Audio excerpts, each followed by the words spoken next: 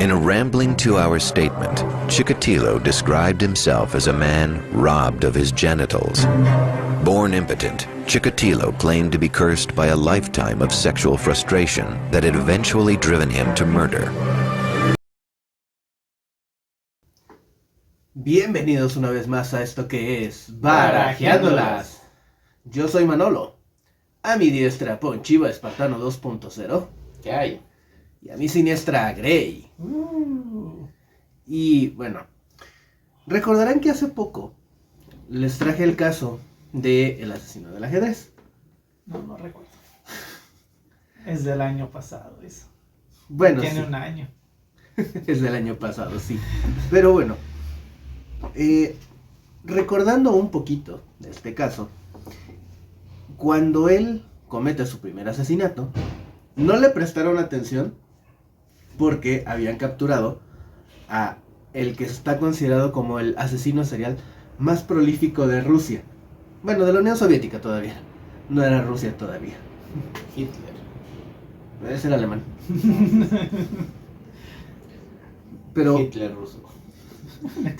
de hecho, en teoría ese habría sido Stalin. Joseph Stalin. No, él no provocó un genocidio. No creo que el ejército alemán piense lo mismo. Bueno, Pero bueno, la cosa es que, pues precisamente vamos a hablar de este asesino que capturaron en aquella época. Andrei Chikatilo. ¿Seguro que es ruso? Sí. Tengo mis dudas, pero sí. De nombre completo, Andrei Romanovich Chikatilo. Solo el Romanovich, pero Bueno, me suena más a paisano que a... él nació el 16 de octubre de 1936 en el poblado de Yablukne, Ucrania. Ucrania era parte de la Unión Soviética. Cuando se vuelve Rusia es cuando se separan. Y pues bueno, ahorita hay su desmadre, pero por otra cosa, que no voy a hablar. Andrei, o bueno, Chikatilo, Romanovich. lo conocieron por los apodos de El Carnicero de Rostov, El Destripador Rojo o El Destripador de Rostov. No voy a dar todos las víctimas exactamente de él, porque fueron bastantes. Él confesó 56 asesinatos, pero solo le pudieron culpar por 52. Entonces, pues bueno. No tenemos muchos datos de su infancia, en realidad. Lo único que sabemos es que, siendo él muy pequeño, su padre, Roman Chikatilo, fue capturado por el ejército nazi. Porque pues, servicio militar obligatorio por la situación de la guerra, y pues lo capturaron. Y pues quien se hizo cargo fue su mamá, Ana Chikatilo.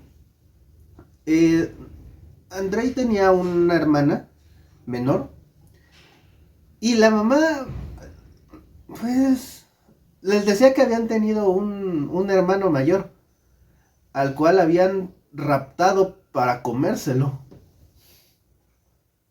Dato curioso, no hay ningún registro de que él haya tenido otro hermano. Solo se sabe que tenía su hermana. se comieron hasta los documentos. Ve tú a saber. De acuerdo a su mamá, su hermano se llamaba Stepan. ¿Stepan? Por eso se lo comieron. Por eso se lo comieron. Por el nombre. Pero bueno. Andrei fue un niño buleado. Toda la primaria en realidad lo bulearon. Porque él padecía de miopía. Pero no usó lentes hasta los 30.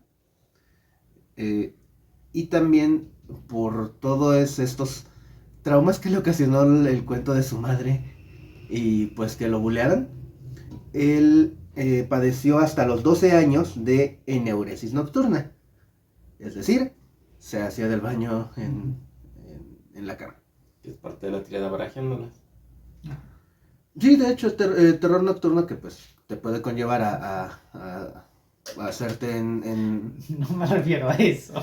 Me refiero a que se roba. La triada. Está bien. Se roba la triada información. madura. Se roba la información de otros. Esas son las conclusiones que hemos llegado hablando de tantos asesinos aquí. Maltrato animal. ¿Cómo se llama? Eso, lo Terror de nocturnos. orinarse antes de los 5 años en la cama. Más. Después de los 5 años en la cama. El abandono del padre, el que va por los cigarros. El maltrato de la madre. Bueno, aquí Pero no fue casi la mayoría no es pirómano. Solo a uno hasta ahora. Es que es el otro. Pero bueno, Estamos hablando de la triada barajiana, no de la Marcus. pues, naturalmente por todo esto, Andrei fue un adolescente muy tímido, muy retraído. Y cuentan que también padecía de impotencia sexual. Y era precoz. Parecido al, ¿cómo se llama? Al de Japón, Sí. al asesino Taco. Ujú. Sí, en cierto modo. Y de hecho, toda la escuela se enteró cuando fue su primera eyaculación, su primer orgasmo, porque por cuestiones del destino terminó abrazando a una amiga de su hermana y... Exacto. Y le pasó lo que a Kutrapali con Penny, ¿no? Exacto. Exacto. Entonces, Fue un abrazo muy tierno. Por segunda vez, dice. entonces pues, toda la escuela lo supo y pues estuvo ahí, jode. Y a pesar de esto, logró años más tarde tener una relación amorosa con una chica, la cual lo dejó después de que intentaron 2 veces tener sexo y pues no pudo. Naturalmente pues todo esto pues fue creando que creciera resentido. Tuvo que entrar al servicio militar, ya lo dije, era obligatorio en la Unión Soviética, pero pues no pasó por muchos. Tuvo su servicio y regresó. Un dato muy curioso es que sí se casó y tuvo 2 hijos. Y se casó con una amiga de su hermana. El hermano otra vez ahí metiéndose. Pero más que nada porque empezó a haber muchos rumores de que él era homosexual. Y en aquella época, la homosexualidad era un delito en la Unión Soviética. Así que para evitar que lo llevaran a la cárcel, pues la hermana le presentó a alguien y se casó. Otra amiga del hermano. Exacto. Todos sus problemas son por las amigas del hermano, ¿te das cuenta? Porque la primera fue por abrazar a una amiga de su hermano. Uh-huh. Y pues bueno, se casó a los 27 años con esta amiga. Y como comenté, tuvo 2 hijos. Después él entra a estudiar y en 1971 se graduó como maestro. Y de hecho era alguien inteligente porque, se centró más bien en sus estudios. Me sigue recordando al otaku. Tuvo 3 títulos diferentes. Uno en marxismo y leninismo, en ingeniería y en lengua y literatura rusa. La filosofía. En cierto modo, sí. Y... Ingeniero de la filosofía, por favor. ¿Que la construía? La deconstruía, sí. Exacto. Y pues ese mismo año, pues por esos mismos títulos que tenía, lo contrataron para empezar a dar clases. Y la situación aquí es que reportan que empezó a sentir atracción hacia sus propios alumnos. Estamos hablando de niños de 12 años. ¿Ves? Se sigue pareciendo al otaku. Y pues... ¿No habrán sido primos lejanos? No creo. no creo, pero pues... Son muy clasistas en esa época en esos países. Pues por ahí que se le haya escapado. No creo. La cosa es que pues cuentan que toda la clase se le quedaba viendo no solo a las niñas, sino también a los niños. Y que, bueno, eso lo confesó él después, que en las noches se llegaba a colar en los dormitorios de los niños para masturbarse. Sí. Alguien desquiciado. Esto pues empezó a escalar al grado de que pues abusó de algunos niños y terminó perdiendo el empleo en 1974, cuando pues ya empezaron a haber acusaciones hacia la escuela y pues la escuela dijo, ok, se va despedido, pero no no quedó reflejado en sus papeles, no hubo demanda, o sea, la escuela también fue así de, ya se fue, ya, o sea, se acabó. Los papás también no intentaron más demandas, ahí se acabó.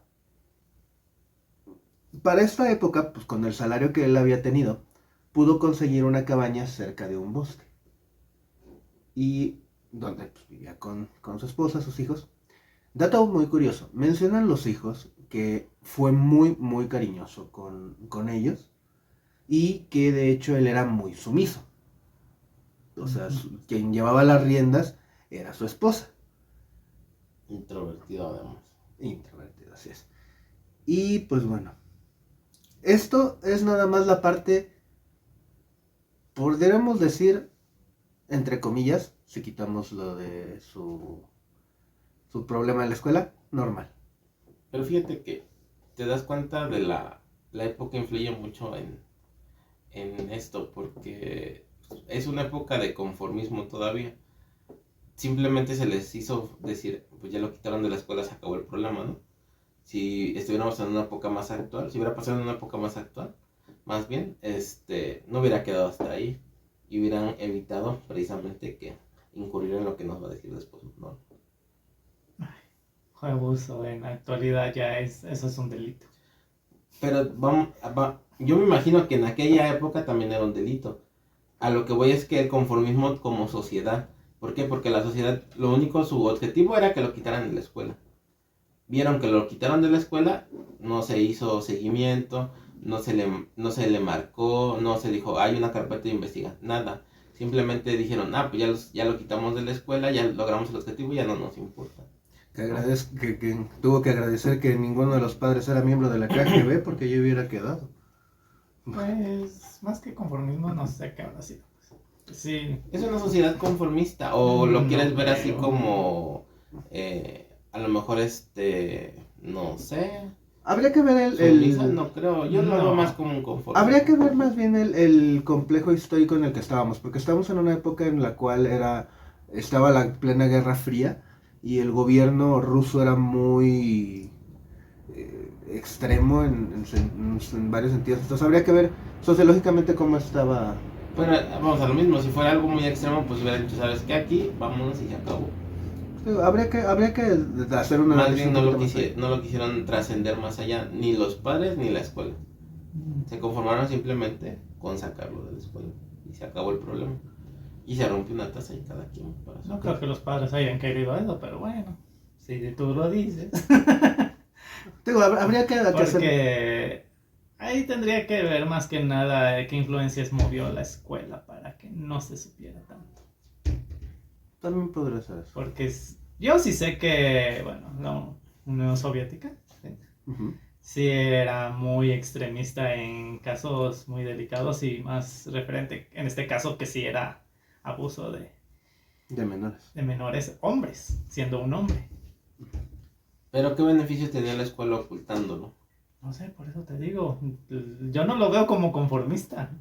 Habría que indagar un poquito más de cómo era la sociedad en aquella época. Y si te vas a como cortometrajes que representan a la Unión Soviética en esos ayeres, eran muy crueles con los hombres gay. Es lo que yo te digo, por eso lo veo como un acto conformista. Porque realmente si quisieran, hubieran podido haber hecho mayor. Una simple carta hubiera hecho más. Pero pues no hicieron nada. No creo que hayan amenazado a las familias, ¿verdad? Porque me imagino que eran implicadas muchísimas familias, no creo que una o dos, nada más. Sí hubo amenazas en todo este caso, pero esos llegaron después. Pero bueno, damos un pequeño salto a 1978, específicamente el 22 de diciembre, donde, Andrei pues tomó a su primer víctima. La niña Yelena Zakotnova. A Yelena la aborda cuando ella iba saliendo de la escuela. Él para esta época trabajaba en una fábrica. Era una especie de gerente que tenía que estar yendo a las diversas sucursales de esta fábrica, por lo cual se podía mover por por toda la región. Y pues, naturalmente tenía dinero. A Yelena la aborda y cuenta a Andrei, esto obviamente lo confesó años después, que ella necesitaba ir al baño y que él la invitó a que fuera a su casa. Al bosque. Es un baño muy bonito. Con calefacción. Es pasando esa cerca, pasando el parque, ahí hasta el fondo de de esa arboleda. Casi. Pasas los 3 osos grizzly y ahí está. No creo que haya grizzlies allá, ¿no? No, ¿los grizzlies son los negros? No, Son el los oso negro es aparte. El grizzly es café. Sí. Los grizzlies creo que son de Estados Unidos. Creo ¿Serían que sí. o no osos negros? Bueno, pasas los 3 osos negros. Pasas los 3 osos para no entrar. Ahí está. Los 3 osos sí se acaban. Y pues bueno, ¿qué nos va a sorprender? Intentó abusar de ella, pero por la misma impotencia sexual no lo logró. ¿Qué pasa? Se molesta, toma un cuchillo y la corta en el vientre 3 veces, lo cual le provocó un éxtasis y alcanzó un orgasmo, por lo cual pues dijo, ok, esto es nuevo. ¿Qué hizo? Estranguló a Yelena. Yo tengo una duda. Ajá. ¿Cómo tuvo hijos si tenía impotencia sexual? Se supone que su impotencia era más que nada que no podía mantener una erección tiempo suficiente. Era Y- precoz, así Pues que yo lo nada que- más un abracito y listo. Hijo. Se supone, de acuerdo a lo que investigué, ¿Qué? No creo que. Pues sí, dijeron que era precoz, nada más. O sea, sí, pues, pero a la que yo he tenido nunca llega al acto sexual. de acuerdo a lo que yo indagué, a lo que yo investigué, con sus hijos fue que logró mantener una erección el tiempo suficiente para poder tener una relación y embarazar a su esposa. Con su esposa, más bien, ¿no? Ujú. Sí, eso pues, tío. Pero pues, Un minuto, aguanto, listo. pero bueno, como les comentaba, pues estrangula a esta niña, a Yelena, y la toma y la arrojó al río cercano. ¿Qué es lo que pasa? Hubo reporte de desaparición de ella y pues la policía fue a investigar. Llegaron por la zona y hubo de hecho testigos que dijeron ver a alguien con la descripción de Andrei cerca, que lo vieron cerca de Yelena, y de hecho encontraron sangre en la cerca de la cabaña y encontraron también la mochila de Andrei, de Yelena, cerca del río. Pero pues no había como que caso suficiente como para inculparlo. La sangre puede ser de un venadito que pasa por ahí. Entonces, pues no lo inculparon. Curiosamente, arrestaron a Alexandro Karpchenko, que él ya había estado en prisión por abusar y asesinar de un adolescente. Entonces, pues básicamente le achacaron el muertito.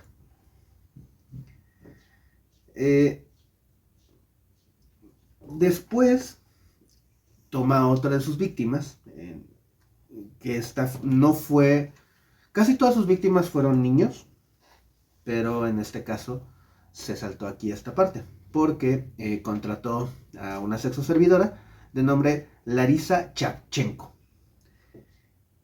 Como dijimos, tenía impotencia, no pudo consumar el acto. ¿Qué hizo Larisa? Se empezó a burlar de él. Pero pues estaba desquiciado Andrei. Así que se enojó y la asfixió. Y con Yelena fue dentro de lo que cabe muy rápido, en el sentido de que pues la ahorcó y se deshizo del cadáver. Pero aquí con Larisa fue donde empezó un poquito a verse. A juguetear. No, es que él sí era sádico. Porque lo que hizo con ya el cadáver de Larisa fue, se masturbó y eyaculó en el cadáver. Mordisqueó su garganta al grado de que pues le arrancó parte de la garganta. Le cortó los senos y se comió los pezones. Así en el momento. Sí. Andrei, no lo había mencionado, fue un caníbal. ¿Qué onda con sus asesinos desde mordisquear una parte del cuerpo de sus víctimas y tragársela? Yo nunca he hablado de un asesino así. Sí, dijiste que Pedriño le arrancó el corazón a su padre y lo mordisqueó. Pero eso fue por ¿Venganza? por resentimiento. ¡Venganza! Estaba muy resentido porque mató a su mamá. Pero y aquí... Y no se lo comió, nomás lo agarró y lo escupió. Fue como una señal de gané maldito, algo así. Aquí pues no, aquí sí fue... Era sadismo, como tal. Ese mismo año raptó a Liuda Birjuk, que fue su primer víctima hombre. Igual, también se extralimitó porque lo asfixió y lo apuñaló 40 veces. Y aquí fue donde empezó a tomar una característica que tuvo con la gran mayoría de sus víctimas. No todas, pero él solía mutilarles los ojos. ¿Se los arrancaba? Bueno, pues... A algunos se los arrancaba, a otros nada más los cortaba. Pero siempre atacaba a los ojos. Él cuenta que ese mismo año tuvo otras 3 víctimas, pero ya no habló de ellas. Nos vamos a 1982, donde toma otra de sus víctimas, Olga Stalchenkov, otra niña. Yelena tenía alrededor de 10 años, Olga tenía alrededor de 9.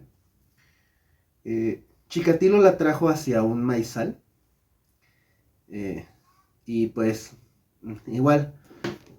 Aquí sí, de por sí ya sádico, ya lo mencioné. Pero aquí como que se extralimitó también un poquito. Porque a ella la apuñaló 50 veces alrededor de la cabeza y el cuerpo. Le arrancó la piel del pecho. Le extirpó el intestino y el útero. Sí, sádico. Él cuenta que que el año de 1984 fue su año más prolífico, porque asesinó 15 personas. ¿Personas o niños? Niños, en realidad. Son personas. A ver, de cuenta sí. Pero son personitas. Valen por 2. Valen por 2. Pero bueno, el 14 de septiembre de 1984, perdón, a una de las víctimas empiezan a hacerle análisis. Aquí se me hizo un poquito raro la información, porque dice que tomaron restos de semen que tenía para hacer identificación de tipo sanguíneo. Desconozco si es posible revisar el tipo sanguíneo desde esta parte. A lo mejor está mal traducido, ¿no? A lo mejor nada más fueron pruebas de ADN. Es lo que, pero es que precisamente por este dato es que se me hizo algo raro. Tienes que mejorar tu ruso, mano. Prosto. Taspitania. Porque se supone que encontraron rastros de fenotipo, si me lo recuerdas, AB. Y cuando le hacen los estudios a Andrei, ya resulta que era A. Entonces, pues, no hay manera de que lo puedan ligar con la víctima. Solo que sea semen con sangre, pero sería muy raro, ¿verdad? Pues a lo que yo me imagino es que a lo mejor sí fuera con sangre, pero no de él, sino de sangre de la víctima. Y que la víctima era la que era ave. Exacto, pero bueno, desconozco ahí esa parte. Porque del semen no se puede sacar tipo de sangre, no tiene nada que ver ni la... Lo sé, por eso te digo, se me hizo muy raro esa parte. Pero bueno, Mejora tu ruso, man. con el tiempo, pues empezaron a aparecer más cadáveres de víctimas. Y para cuando ya habían encontrado 30, la policía rusa ya tenía un banco de datos de sospechosos, ¿no? Pero tenían 26,500. Sospechosos. Ajá. Están como los de... ¿Cómo se llama? ¿BTK? Los de BTK. Vénganse a hacer pruebas para demostrar que no son culpables. Exacto. Y pues bueno, los periódicos pues se enteraron y Se burlaron de la policía. más bien ellos decían que el asesino era un retrasado mental. Pero la policía dijo no, es alguien que sí sabe, es alguien que es cuerdo, es alguien que es inteligente. Para esas fechas, en realidad lo arrestaron en el 84. Pero porque en su oficina se pasó un alto. se robó un rollo de linóleo. Por lo cual lo encarcelaron por 15 días. ¿Qué es un rollo de linóleo? Es como... Conozco el lino, pero no el linóleo. Me parece que es como si fuera papel, pero no estoy seguro. Es óleo de lino. La cosa es que lo encontraron en una estación de tren, básicamente haciendo exhibicionismo. Sí, es como... No, es como papel tapiz. Ah, ok. Y pues bueno, después lo encuentran en una estación de tren, básicamente haciendo exhibicionismo, por lo cual lo metieron a la cárcel 1 año por comportamiento impropio. Y pero la cosa es que en realidad salió rápido, salió con menos del año porque le cayó bien al juez. Se supo comportar como siempre. Sabe, señor, yo no me puedo condenar, pero me voy a portar bien. Exacto. Pero bueno, ya nos estamos acercando a la fecha en la que por fin lo capturan. Y es que el 17 de octubre de 1990 encontraron a otra de sus víctimas, lo cual provocó que hubiera una movilización grande de policías. Estoy hablando de 100 policías para investigar en el área. 2 semanas después, encuentran otra víctima. Y dijeron, necesitamos más gente. Por lo cual, llegaron 600 policías. Para el 6 de noviembre de 1990, en una de las investigaciones que se estaba haciendo, el sargento de la KGB, Igor Ribekiu, encontró a Andrei saliendo de un maizal, llegando al río y lavándose las manos. Y se dio cuenta que traía un dedo vendado y traía sangre en la mejilla. Se le hizo raro, se acercó a Andrei y le dijo, oye, ¿qué onda? Muéstrame tu identificación y todo, ¿no? Pero pues obviamente no tenía como con qué inculparlo, ¿no? O sea, no hay nada, es muy circunstancial. Así es. Y entonces pues dijo, ok, todo está en orden, vete. Pero sí pasó el reporte de que se había encontrado a este tipo. Dio la descripción y todo. Entonces, pues, no quedó como que así, ¿no? O sea, él dijo, pues miren, encontré a este tipo, estaba así. Al día siguiente, en esa misma zona, encontraron el cadáver de su última víctima. Por lo cual, pues dijeron, aquí hay algo raro.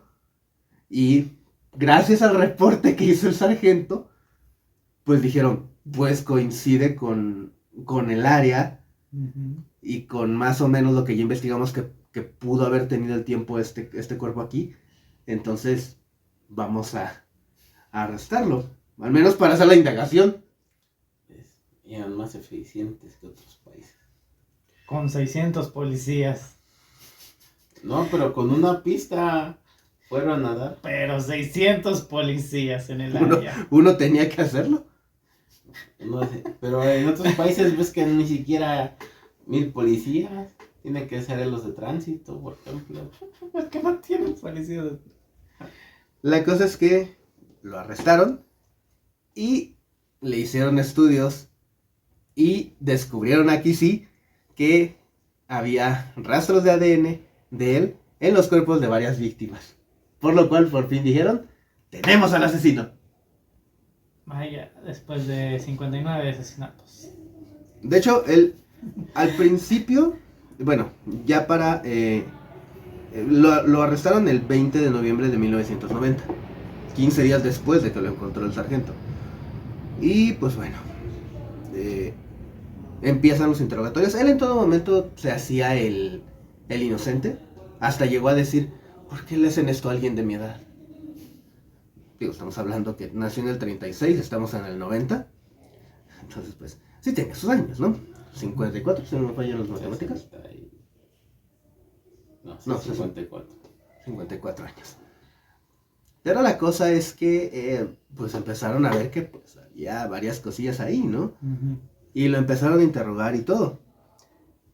Para el 27 de noviembre, él dijo, porque algo curioso, él como para que ganar tiempo, los guió a ciertos lugares y hasta encontraron unas víctimas.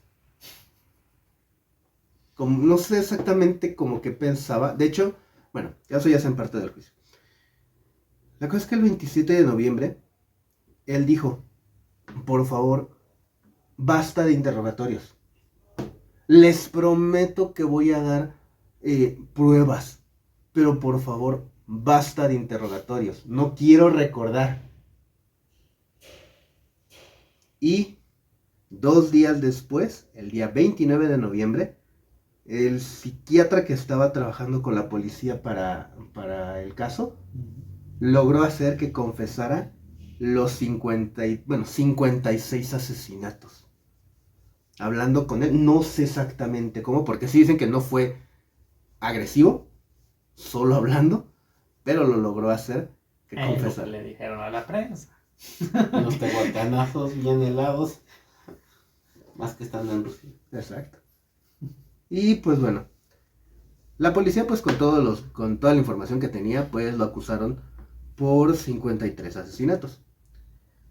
Como dije, todas las víctimas mostraban signos de apuñalamiento, de mordiscos, y pues él confesó canibalismo y de abuso. Los psiquiatras empiezan a revisarlo porque él empieza a alegar locura, como suele pasar. Pero después del estudio de los psiquiatras, que de hecho fue antes de hacer el juicio, los psiquiatras lo encontraron legalmente cuerdo. Por lo cual dijeron, se va a juicio. El juicio comenzó en abril de 1992, terminó en octubre. Cuentan que el primer día, pues él empezó pues con esta defensa de locura. Y parte de lo que hizo fue, mientras estaba en pleno juicio, se bajó los pantalones, se sacó el miembro y diciendo, vean, es que esto no sirve. Y dato curioso, durante todo el juicio Andrei tuvo que estar dentro de una jaula de metal por miedo de que las familias lo atacaran. Yo digo, por miedo de que hiciera canibalismo. No, por miedo de que las familias lo atacaran. Al más puro estilo de Hannibal. Básicamente. Pues teniendo en cuenta que pues ya había confesado estos asesinatos, pues lo encontraron culpable el 15 de octubre de 1992 y fue sentenciado a la pena capital, la cual se llevó a cabo 2 años después, el 14 de febrero de 1994. En aquella época la pena capital era el mismo método para cualquiera en la Unión Soviética, que era básicamente un disparo en la cabeza. Así es. Y pues bueno, el 14 de febrero, Andrei Chikatilo, el asesino de Rostov, el caníbal, falleció por la Unión Soviética. Pena capital, disparo en la cabeza. Y pues, a grandes rasgos, este fue el asesino más prolífico de la Unión Soviética. Curiosamente de Ucrania. Bueno, lo que ahora es Ucrania. De hecho, uno de los artículos que precisamente leí mientras estaba viendo esta parte, decía, el asesino ucraniano que aterrorizó Rusia. Pero teniendo en cuenta que en esa época no existía ni Ucrania, ni Rusia, sino que era la Unión Soviética. Entonces, pero pues sí, pues sí, bastante, al menos se le pudieron comprobar 52. Él dice que fueron 56. Pero pues también por el estado de desquiciatez que tiene, no sé si hayan sido nada más esos. Pues sabemos que siempre hay más, ¿no? No es como que sea 100% cierto siempre, pero al menos de menos 10 a más 10. Sí, es que de hecho precisamente la policía siempre ha dicho. Fíjate que en eso de los asesinos, como he estado hablando, nunca he visto que haya un menos, siempre un más.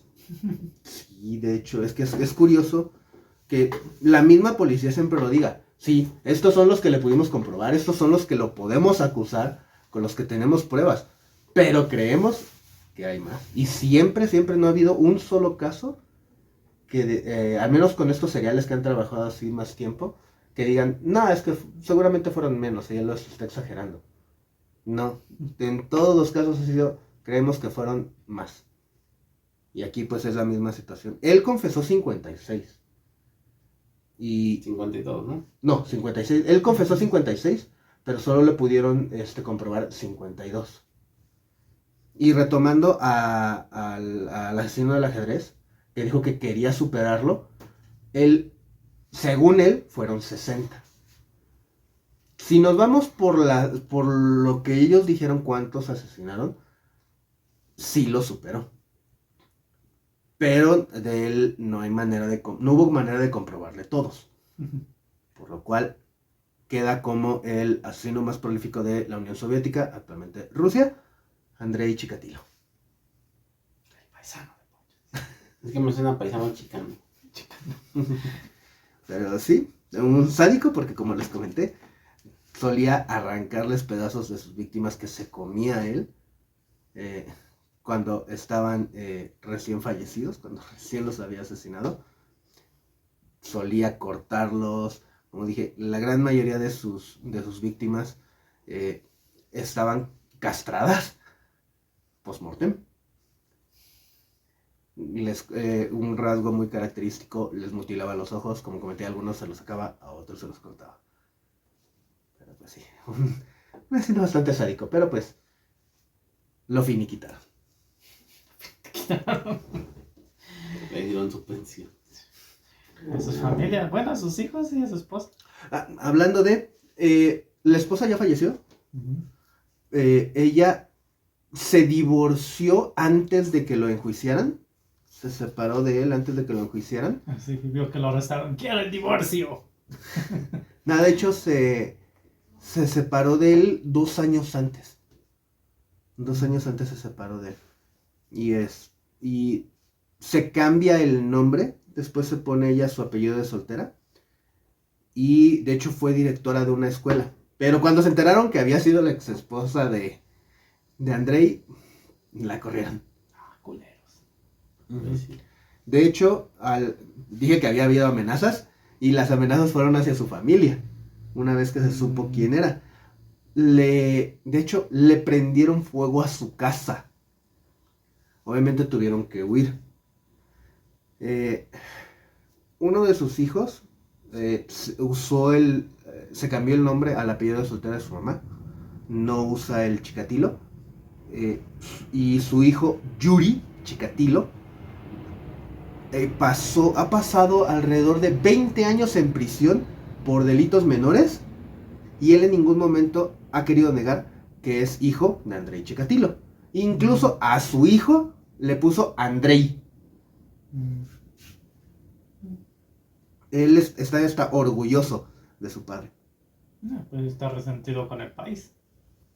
No sé, curioso, o sea, porque de hecho, al menos no recuerdo que hayamos hablado de algún hijo Sí.